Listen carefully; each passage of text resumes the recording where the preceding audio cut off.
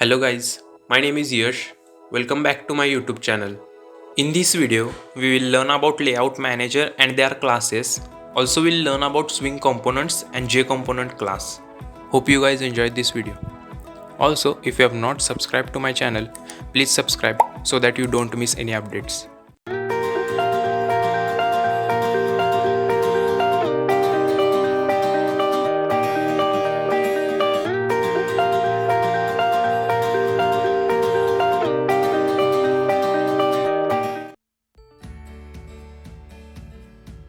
Java provides layout managers for the purpose of arranging components in a particular manner. Layout Manager is an interface that is implemented by all the classes of layout managers. These are the classes provided by Java which represents the layout managers.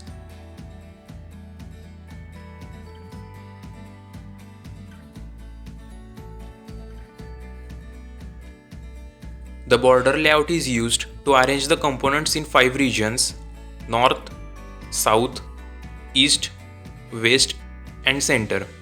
Each region, that is area, contains one component only. It is the default layout of a frame or window. The border layout provides 5 constants for each region.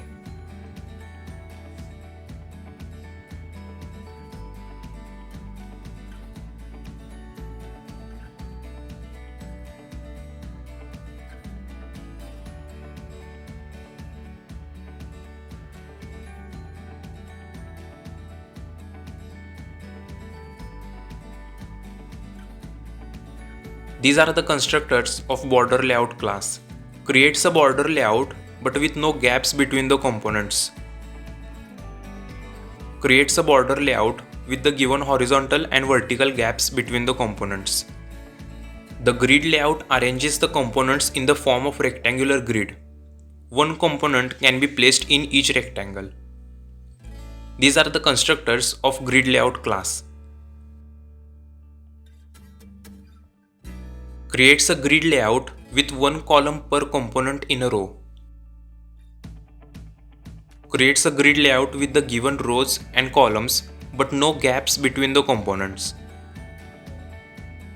Creates a grid layout with the given rows and columns along with the given horizontal and vertical gaps. The Java Flow Layout class is used to arrange the components in a line one after another, that is left to right. It is the default layout of applet or panel. These are the fields of Flow Layout class.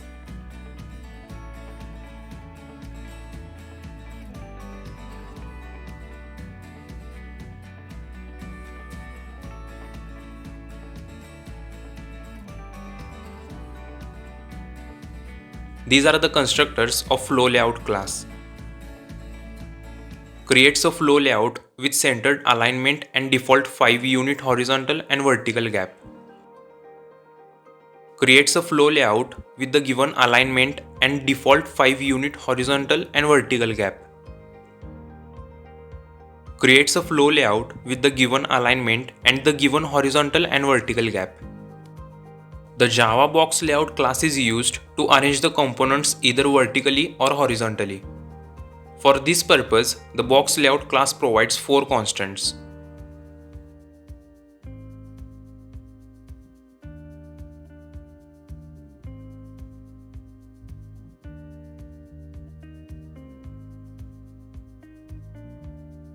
This is the constructor of Box Layout class. Creates a box layout that arranges the components with the given axis. The card layout handles the placed component in such a way that only single component is displayed at a time. It is called as card layout because it treats each component as a card. These are the constructors of card layout class. Creates a card layout with 0 horizontal and vertical gap. Creates a card layout with the given horizontal and vertical gap. The Java Grid Bag Layout class is used to align components vertically, horizontally, or along their baseline. The components may not be of the same size. Each grid bag layout object maintains a dynamic rectangular grid of cells. Each component occupies one or more cells known as its display area. This is the constructor of grid bag layout. The parameterless constructor is used to create grid bag layout manager.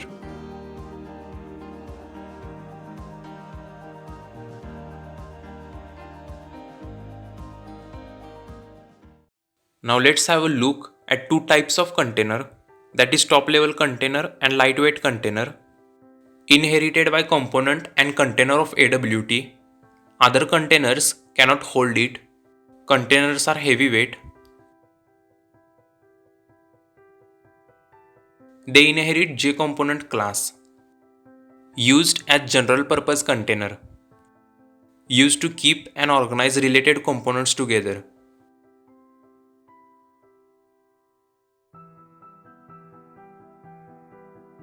Except some of the top level containers, all the Swing components whose names begin with the J are extended from JComponent class. The JComponent class is inherited from the container class, which itself is inherited from component. A component is an independent visual control, and Java Swing framework contains a large set of these components which provide rich functionalities and allow high level of customization. They all are derived from JComponent class. All these components are lightweight components. JButton class is used to create a push button on the UI. The button can contain some display text or image.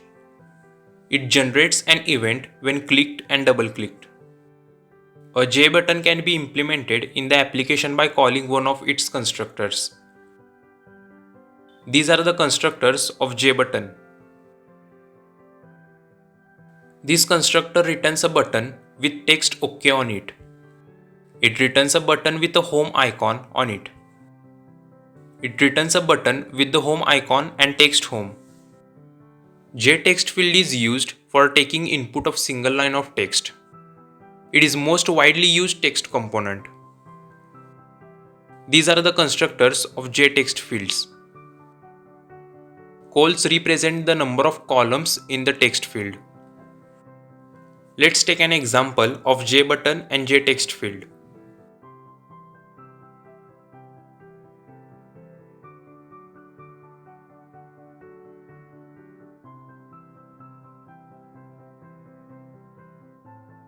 In this example, we import three packages. After that, we have created a class which extends JFrame and implements ActionListener class. ActionListener in Java is a class that is responsible for handling all action events, such as when the user clicks on a component. Then we create two buttons and a text field. After that, we have set the title and size of JFrame and added the components on the JFrame. Here, we have set the layout and visibility of the JFrame. ActionPerformed method is called just after the user performs an action. Inside the ActionPerformed method, we have if-else statement, so if the user clicks on Java, it will show Java language selected, else it will show Python language selected. Here, the getSource method is used, which returns the object on which the event occurred. Then, in the main method, we give a call to the main class constructor.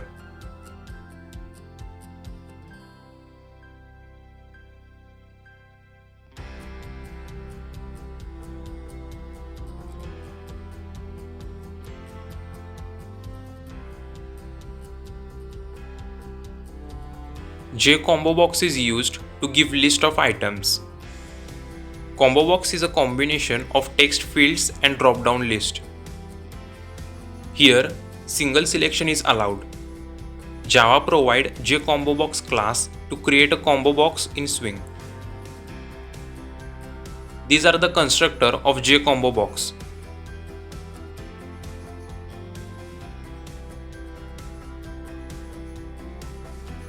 Let's take an example on JComboBox.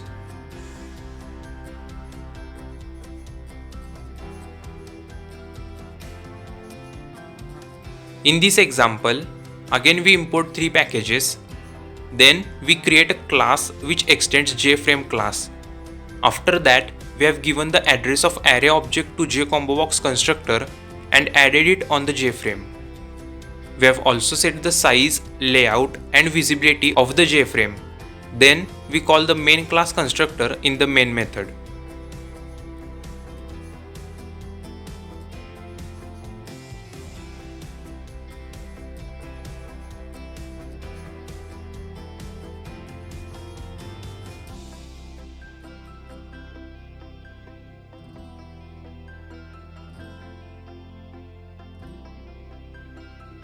In Java, Swing Toolkit contains a JList class. This control is similar to JComboBox, means it is also used to give list of items. The important difference is it allows multi-selection. These are the constructors of JList.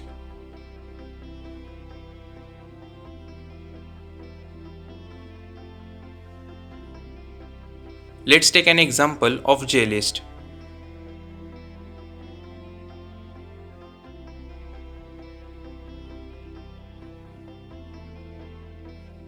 In this example, we import 3 packages.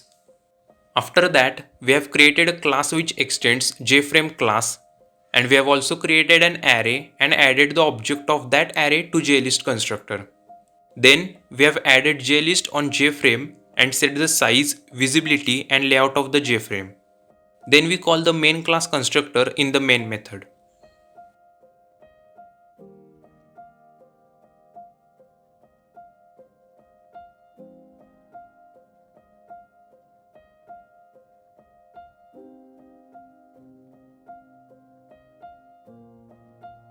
The JCheckbox class is used to create checkbox in Swing framework. These are the constructors of JCheckbox.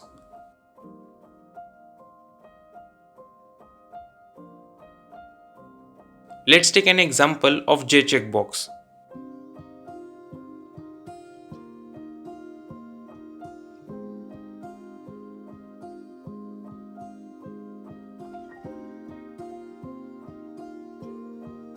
In this example, we import 3 packages.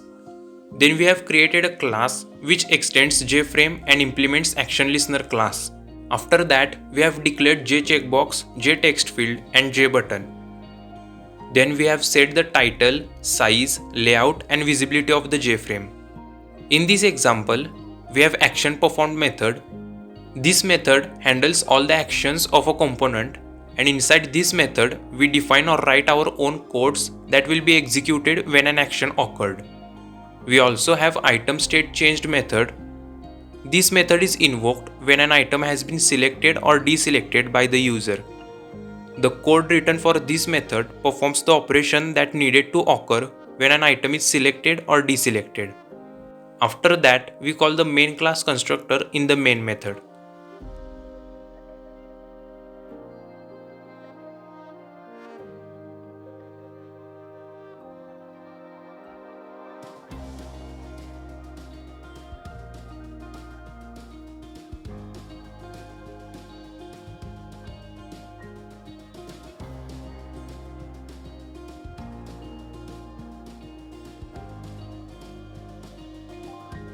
Radio button is a group of related buttons in which only one button can be selected at a time. JRadioButton class is used to create a radio button in frames. These are the constructors of JRadioButton.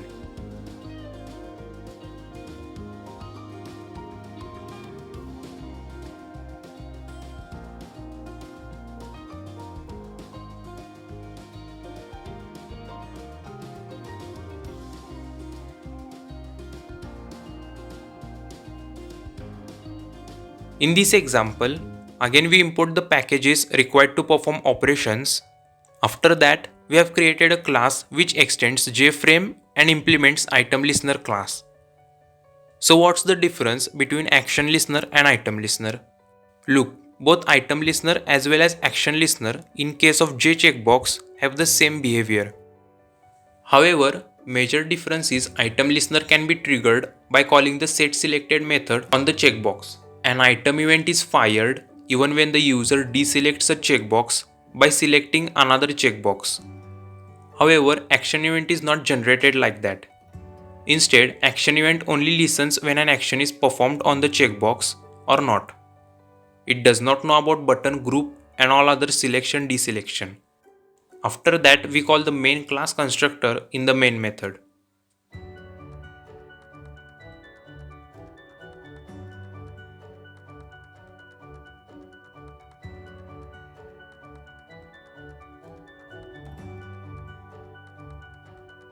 In Java, Swing Toolkit contains a JMenuBar, JMenu and JMenuItem class. The JMenuBar class is used for displaying menu bar on the frame. The JMenu object is used for pulling down the components of the menu bar. The JMenuItem object is used for adding the labeled menu item.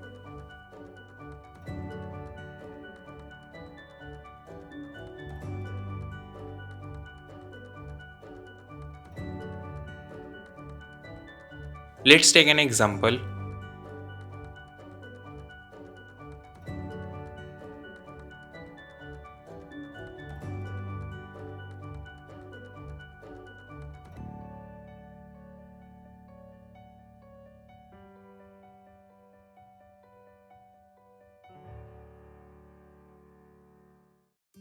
In this example, we import javax.swing package and create a class. After that, we have declared jmenu, jmenuItem, jcheckbox menu item, and jradio button menu item. Then, inside the main class constructor, we have created objects of jmenu, jmenuItem, jcheckbox menu item, and jradio button menu item, and added those objects on the JFrame. After that, we set the visibility, size, and layout of the JFrame. Then we call the main class constructor in the main method.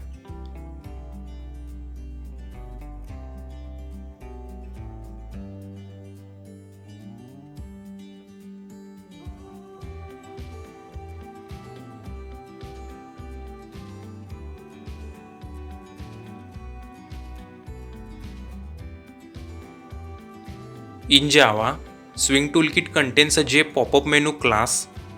It is used for creating pop-ups dynamically on a specified position. These are the constructors of JPopUp menu.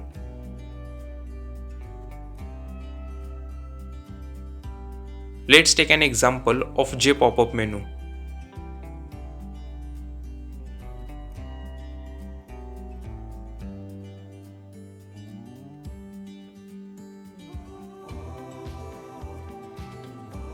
In this example, we import two packages.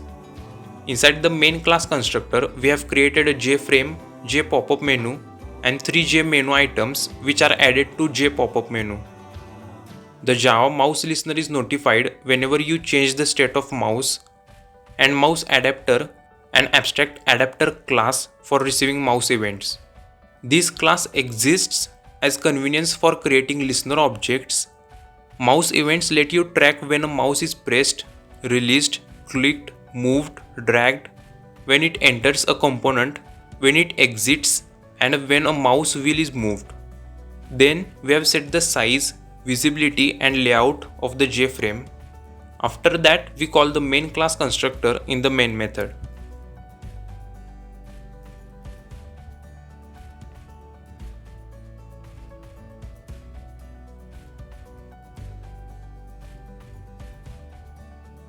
Dialog boxes are used for various purposes such as displaying messages, taking confirmation from user, or accepting input from user. Let's take some examples on dialog boxes.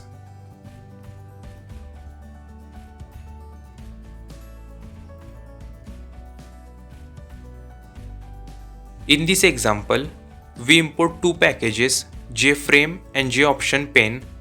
JOptionPen makes it easy to pop up a standard dialog box that prompts user for a value or informs them of something. ShowMessage dialog method takes 3 arguments. First is container, second is message, and third is title.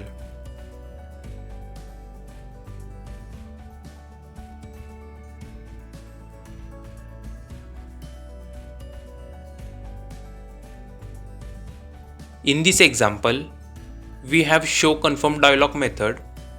This method has a quick and easy way to get user input by asking a confirming question like yes, no, cancel.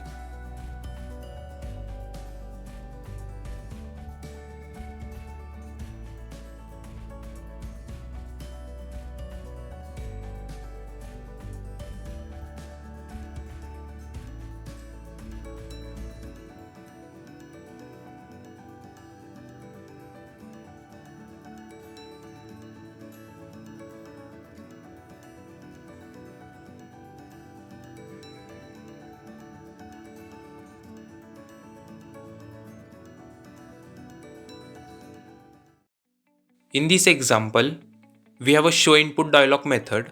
This method shows a question message dialog requesting input from the user.